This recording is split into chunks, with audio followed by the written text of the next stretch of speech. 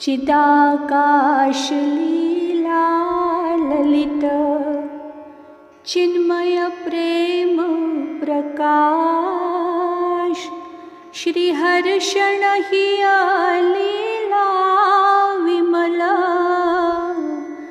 रामचरित रसरास श्री गौरदेव आराध्य की अंतः लीला भाष प्रेम प्रदायिनी रस भरी मृदुला कहत रसास मृदुला कहत रसास। श्री सीताराम जी महाराज की जय। अनंत श्री विभूषित हमारे सद्गुरुदेव भगवान श्रीमद् राम हर्षणदास जी महाराज जी ने हम सब अपने आश्रित जनों के कल्याण, आत्मचिंतन व कालक्षेप हेतु अपने चित्त रूपी गगन में उदित श्री सीताराम जी की चिन्मयी लीलाओं का वर्णन अपनी असमोर्ध्व कृति चिदाकाश की चिन्मयी लीला में किया है, जिसका पठन पाठन व स्मरण चिंतन अध्यात्म प्राप्ति की हेतुभूता है। उपरोक्त ग्रंथ की क्रमशः वाक सेवा प्रस्तुत की जा रही है। आइए आज हम सप्तम भाग में प्रवेश करते हैं। अहो, मिथिला आने के प्रथम मैं अपने किसी अविज्ञात सखा को स्वप्न प्रदेश में केवल देखा ही नहीं, अपितु उस सुरध का सुंदर अमृतालिंगन प्राप्त कर अपने को भूल गया था। आत्मा रमण के सुख का संस्पर्श मित्र के अंगावलोकन मात्र के आनंद से अपनी तुलना करने में असमर्थ हो गया। आहा, कैसा सुंदर सुडौल शरीर, जो मदन के मद को मर्दन करने वाला, सारतम सौंदर्य सुधा से लबालब भरा हुआ समुद्र सा प्रतीत होता था। सौकुमार्य एवं माधुर्य के दो सिंधु उससे मिलकर अंतःकरण की तटभूमि के विनाश के लिए प्रलय का समय उपस्थित कर रहे थे। अहो, कैसी मनमोहिनी मधुर मुस्कान एवं दृष्ट चित्तापहारी चितवनी से युक्त मुखमंडल शत शशि विजेता सिद्ध हो रहा था। कहते कहते अतीत की स्वप्न स्थिति ने वर्तमान में आकर स्वप्न दृष्टा को स्वप्न के आनंद की अनुभूति से स्थित कर बाह्य ज्ञान से शून्य कर दिया। पुनः स्वप्न के अदृश्य काल ने जागृत अवस्था ने सखा की वियोग दशा में स्थित कर प्रलापादि करने को बाध्य कर दिया। सखे, मुझे छोड़कर तुम कहाँ चले गए? अहो, पुनः आकर अपने मुख कमल का पराग इस अतृप्त भ्रमरे को पिलाकर चेतना प्रदान कर दो। अरे, अपना नाम ग्राम भी मुझे नहीं बताए, तुम्हारे रहने का ठिकाना मुझे मालूम होता तो मैं स्वयं आकर तुमसे कब का मिल लिया होता। इत्यादि वार्ताओं का प्रलाप सात्विक चिन्हों से चिन्हित होकर करते देख स्वप्न दृष्टा के मुख से स्वप्न कथा की श्रोत्री सेविका ने अपने वक्ता को उपचार द्वारा प्रकृतिस्थ कर आगे की कथा श्रवण कराने की प्रार्थना की। तदनंतर अरे अरे, यह क्या हो गया? कथा सुनाना भूलकर स्वप्न को सत्य के सिंहासन में बैठाकर उसी में दृष्टा भी बैठ गया। आश्चर्य! अहो, यह सब अपने आत्मसखा के दर्शन का दिव्य जादू है। स्वप्न दर्शन के पश्चात दिन को न चैन और न रात्रि को निद्रा। एकांत पाकर हाँ सखे, हाँ मित्र कहकर अश्रु बहा लेता। अपने आप प्रेम की कुछ वार्ताएं निकलकर शांति का संचार कर देती। राग रंग मन को रमाने में असमर्थ रहने लगा। मैं अपने मनोभावों को औरों से छिपाने में सदा सजग रहता था। किंतु शरीर में कुछ कृशता के वर्ण कर लेने से मेरे सुख को सुख मानने वाले माता पिता, बंधु, सुहृद, दासी दास आदि सभी परिजन पुरजन के मन में चिंता का भूत लग गया।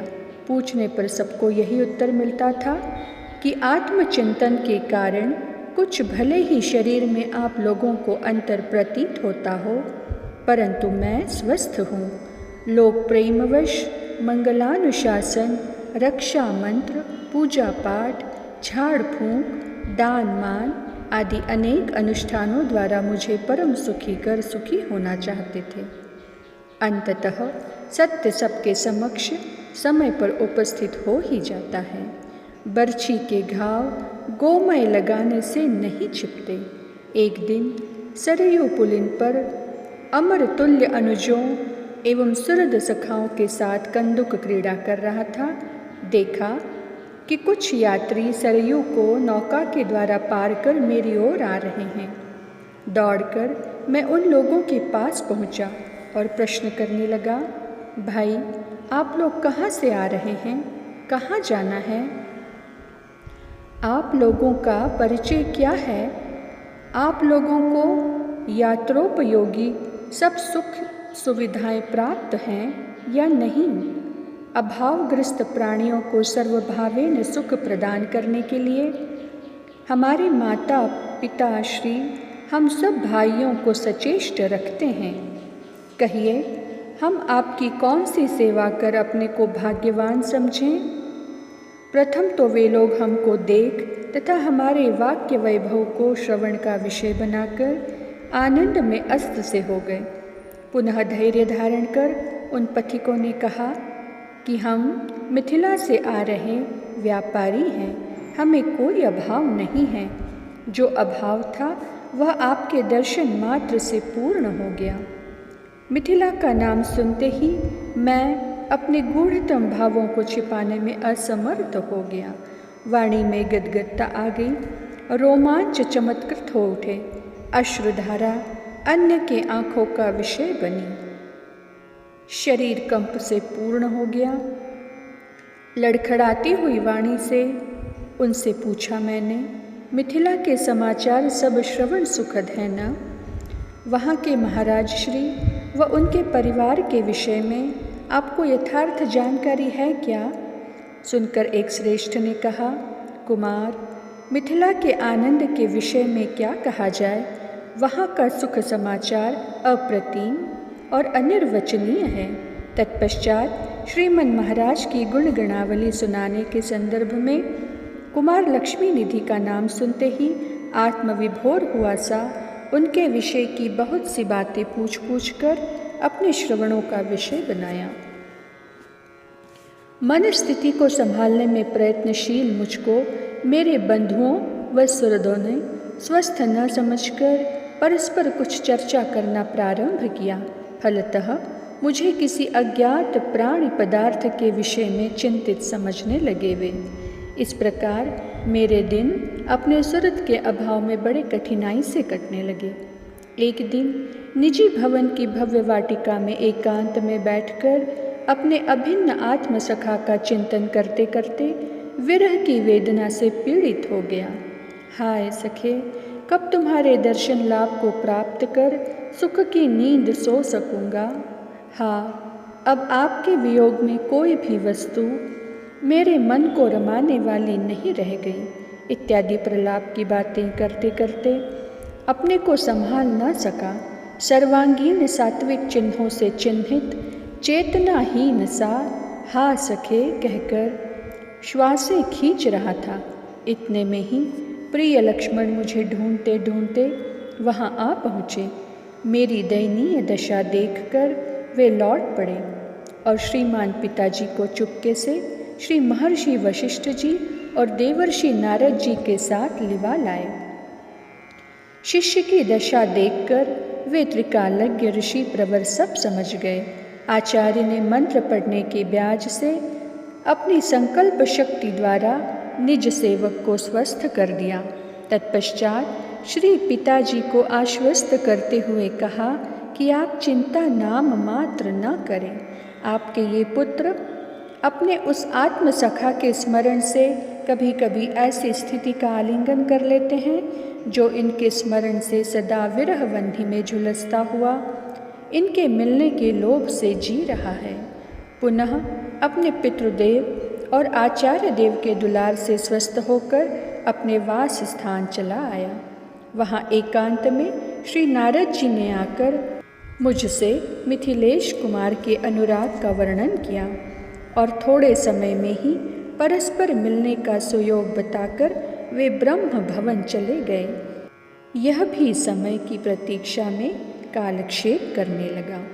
समय आने पर देखते ही मैंने अपने हृदय की उस कौस्तुभ मणि को पहचान लिया जिसे इसने कभी स्वप्न में प्राप्त किया था, जिसके वियोग में गुरुजनों के सामने भी अपने हृदय की व्यथा की कथा को छिपाने में समर्थ सिद्ध न हुआ। अब तो आनंद महानंद अपने अभिन्न सुहृद सखा के साथ मज्जन अशन और शयन करके उसी प्रकार आनंद की अनुभूति करता हूँ जैसे कोई निर्धन पुरुष स्वप्न में पाई हुई पारसमणि को जागृत अवस्था में प्राप्त कर कुबेर के वैभव को विलज्जित करता हुआ सदा सुख की नींद का अनुभव करें। इस प्रकार श्याम सुंदर सीताकांत राम रघुनंदन ने मुझसे आप विषय पूर्व राग का वर्णन अपने श्रीमुख से किया था। धन्य है मेरे प्राणनाथ की महिम्नता को, जिसने योगियों के रमने के एकमात्र स्थान सच्चिदानंद स्वरूप दाशरथी राम को रिझाकर अपना अनुरागी बना लिया है। पुनः आपकी प्रेम गाथा के पश्चात प्रेम रस रंजित रघुनंदन को उनकी सरहज सिद्धि ने राम राग जनित आप श्री की विरह व्यथा की कथा को श्रवण कराया था। सुनते ही हमारे नेत्रोत्सव स्वरूप नंदोई आपकी प्रीति को अप्रतिम कहते हुए आपके प्रेम में निमग्न हो गए। उपचार से दासी ने उन्हें प्रकृतिस्थ किया। इस प्रकार मिथिलेश कुमार अपनी प्रियतमा के श्रीमुख से स्वप्रति घटित श्री राम कथा श्रवण कर अपने को संभाल न सके। कुछ समय में प्रकृतिस्थ होकर पुनः अपने भाम की भव्य भाव में एकांतिक कथा श्रवण कराने के लिए प्रेरणा प्रदान करने लगे श्री श्रीधर कुमारी सिद्धि कुमारी जी को। आज की चर्चा को वाणी यही विराम देती है। श्री सिद्धि सदन विहारी विहारणी जू सरकार की जय। श्री लाडली लाल की जय।